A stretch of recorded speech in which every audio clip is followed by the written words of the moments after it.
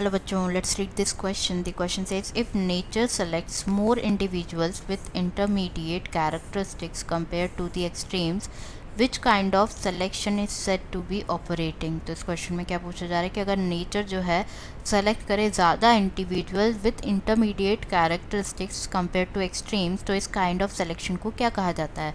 तो ऑप्शन है हमारे first stabilizing, second directional, third is disruptive and fourth is diversifying. तो सबसे पहले बात करें अगर हम की कॉन्सेप्ट के बारे में यहाँ पे, तो जो की कॉन्सेप्ट इस क्वेश्चन में यूज़ किया गया है that is natural selection.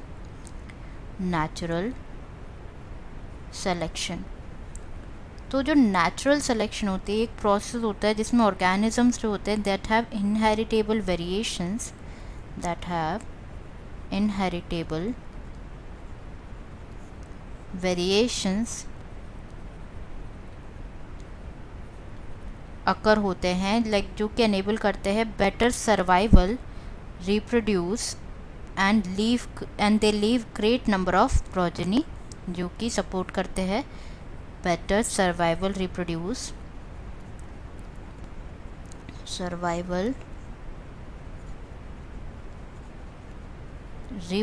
And they leave great number of progeny. तो जो नेचुरल सिलेक्शन है वो 3 टाइप्स का होता है। पहला stabilising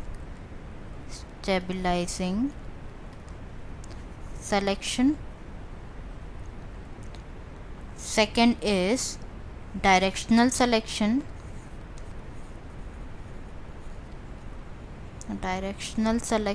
and third is disruptive selection,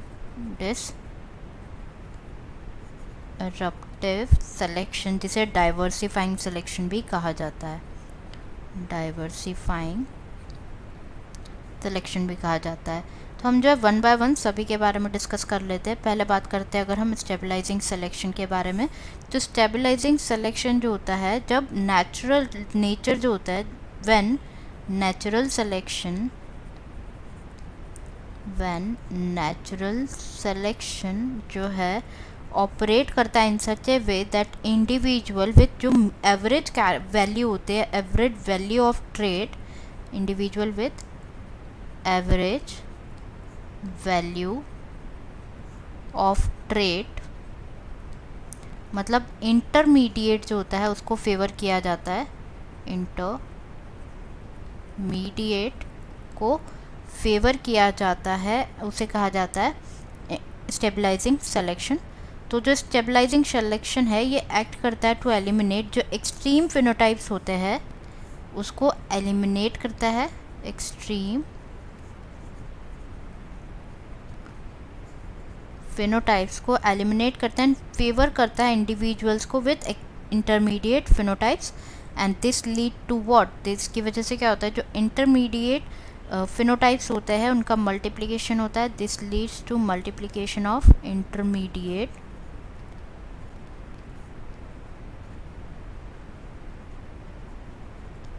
phenotypes, and this mode of selection जो है ये रिड्यूस करता है वेरिएशन को, and it tends to maintain a particular phenotypic character. तो यहाँ पे जो है यहाँ पे मोर इंडिविजुअल्स सेलेक्ट हो रहे हैं with intermediate character as compare to extreme, तो इसको बोला जाता है स्टेबलाइजिंग सिलेक्शन। तो फर्स्ट आंसर हमारा सही हो सकता है, बट रिमेनिंग भी हम ऑप्शन चेक कर लेते हैं। सेकेंड गिवन है डायरेक्शनल सिलेक्शन। तो डायरेक्शनल सिलेक्शन के बारे में अगर हम डिस्कस करें,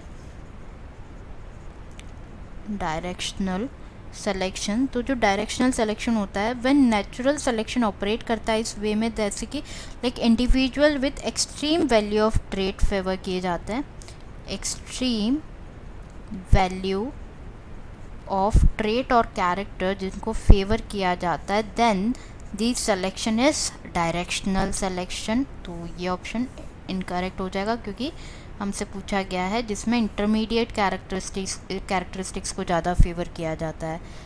नेक्स्ट गिवन है डिसरप्टिव सिलेक्शन। तो डिसरप्टिव